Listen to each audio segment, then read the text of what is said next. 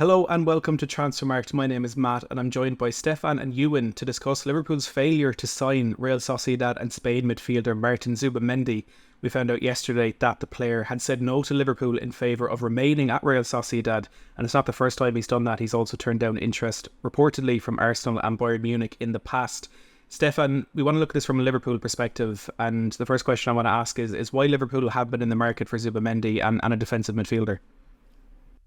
Yeah, they've been very, very quiet this summer. We've talked about it a few times now that one of the few Premier League clubs that haven't actually made any major signings yet.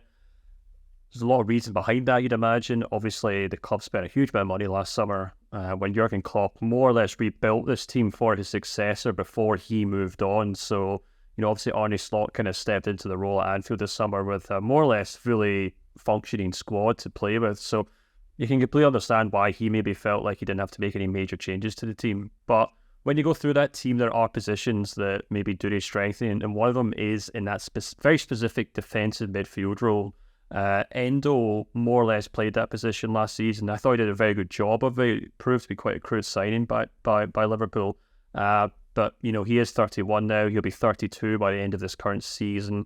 And considering the physical constraints of the Premier League this season, or just in general, really, in recent years, we're seeing a lot of clubs really stock up on physical midfielders, very young midfielders as well, actually, and many of Liverpool's rivals in particular. So they've got decent defensive midfielder in Endo, but they should probably be looking to sign a specialist who can obviously play that role for the next kind of 5 or 10 years, because we've seen Arne Slot and Jurgen Klopp last season play a number of players there. Gravenberch played there, Curtis Jones played there.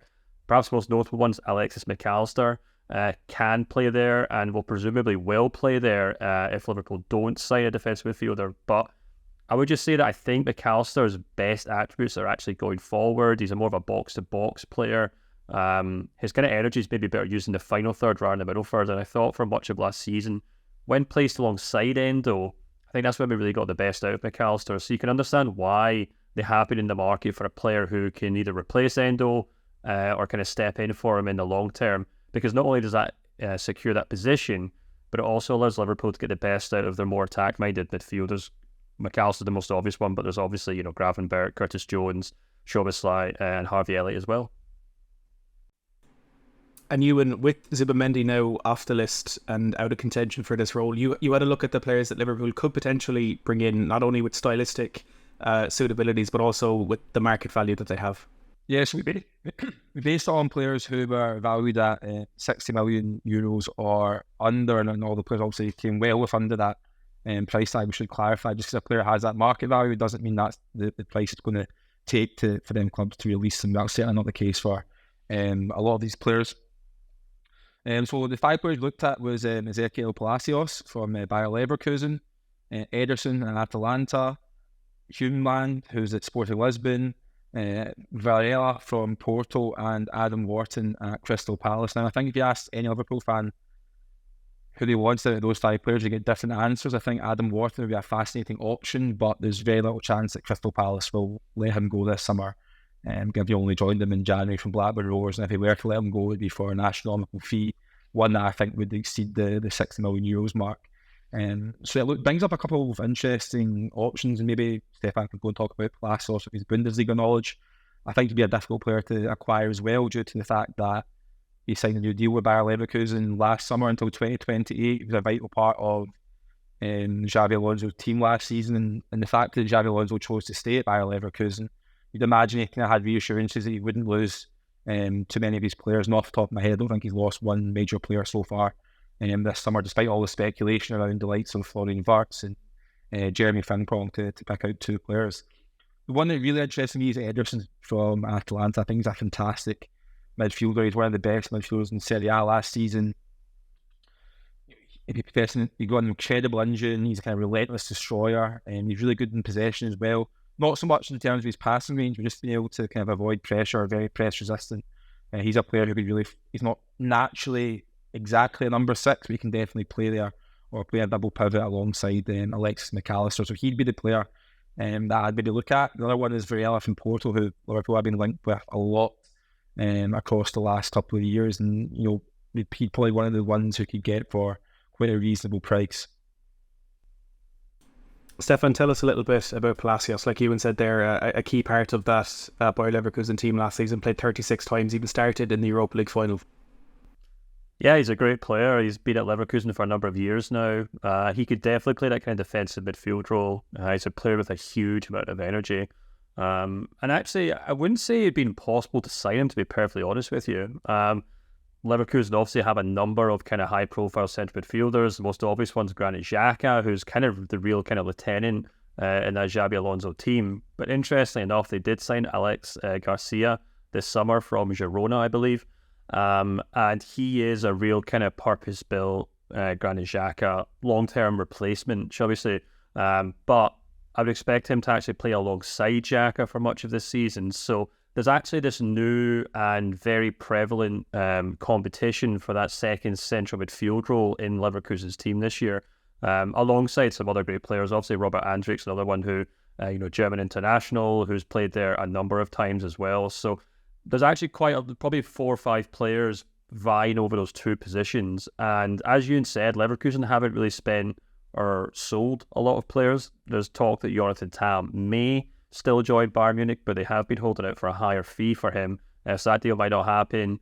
A lot of speculation over Jeremy Frimpong potentially moving on, but that's kind of died down as well. So not that they have to sell anyone, but if they were to kind of sell a player, the prospect of Liverpool coming in for say 50 or 60 million euros for Palacios might actually be quite intriguing to Leverkusen, just because they haven't actually made a huge amount of money from sales, but because they also have 3, 4, 5 players in that position. And I think Palacios moving on wouldn't really be the end of the world for Leverkusen, and would potentially fill a good slot in that Liverpool team. But I should say, just before I finish up, that I just kind of want to add to what you'd said about Adam Wharton.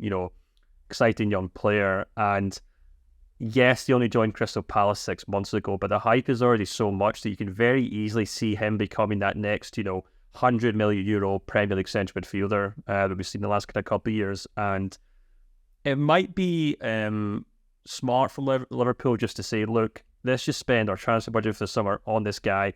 Let's get him before the likes of Chelsea, Arsenal, Manchester City come in, because Liverpool are probably still feeling quite hurt from what happened with Romeo Lavia last year and Caicedo, who they went in for both of them before Chelsea kind of came in and offered more money. If they could swoop in and get Wharton before, not to say that Chelsea would sign another defensive midfielder, but you never know with Chelsea these days. But if they could swoop in and get him before some of maybe the richer clubs did next summer, it might actually be a smart move, even if it does seem a little preemptive at this point. Ewan, I'm going to put you on the spot and ask, if you were in Liverpool scouting team, which of those midfielders that you mentioned do you think would be the best pick for their midfield next season? Yeah, it would be Wharton, but I think he's maybe the most unrealistic in terms of getting him. But like Stefan said, if they put in a huge bid, then Palace are a selling club. They've shown over the years this summer already with Michael Olise. Looks like Mark Gahey might go as well. They will probably sell. There's also loads of speculation about Wharton in the summer already, despite being there for such little time. It's kind of crazy to remember that he started last season at Blackburn Rovers in the English Championship. He ended it by going to Euros with England. It was an incredible season for him, but I think he's a top talent. The way he kind of plays, the maturity he's showing, like going up a division, he was completely unfazed by it. He can take the ball under pressure, he uses it well, he can pass between the lines. And if you were to sign Wharton this summer, it might cost you, 80, 90, 100 million, but you could have him for the next 10 years. So we can spend that kind of cost of the transfer fee over his total contract. It does make sense. I'm not sure Liverpool will do that, but maybe they should. Another one I really like is Ederson. I mentioned that earlier. I think he's a really good player. Atalanta, again, are a selling club. They've got Timo Koopmeiners as well, who's been linked with moves away this summer. They've rebuffed quite a few offers for him, so I don't think they'll sell for a fee which is under Ederson's valuation. But he's a player I really, really like from watching quite a lot of Serie A. There's also other players we didn't include in the list. Manuel Ugarte at PSG, who Manchester United have been linked to a lot. Liverpool were in for him earlier in the summer. His agent said as much. So maybe the reason we didn't include him in the list is because of how Arne Slot wants to play. He's very kind of possession-based. He wants to build from the back, and that number 6 will be so important in terms of dropping him between the centre halves and picking up the ball. I don't think that's Ugarte's strength in possession. I think he's much more better, out of possession, breaking up attacks, quite physical, and giving it to other players. So maybe that's why we didn't include him in this list. He would be another option. We actually looked at the kind of top 10 defensive midfielders on Transfermarkt's website, and the top 5 players, the highest market values, are moving this summer. Number 6, 7 and 8 have already moved to other clubs this summer. The likes of Yao Neves, for example, was one, and the 9th highest market value was Zubamendi. So a lot of the players who are the best in the business in their position, defensive midfielders, are unattainable this summer. So it will take Liverpool to maybe spread their wings and look further out in the market for maybe names which aren't as kind of well heard of around the world. And I can always hear some viewers shouting Trent Alexander-Arnold at the screen as an option for Liverpool's number 6, but I think he does have limitations in the system, like you mentioned there, Ewan, with having to drop between the centre-backs to pick up the ball. I don't think Trent is the right player to play facing his own goal and having to turn away from pressure. I think he's best with the game in front of him, and that for me is why he wouldn't fit into this system, in a worse similar way to Manuel Ugarte. But do let us know in the comments down below who you think the best signing could be for Liverpool if they do go ahead and identify another target for their number 6 role after being turned down by Martin Zubamendi. Hit the subscribe button down below if you want more of these chats throughout the summer, and hit the like button if you have enjoyed this one. But for now, as always, thanks for watching.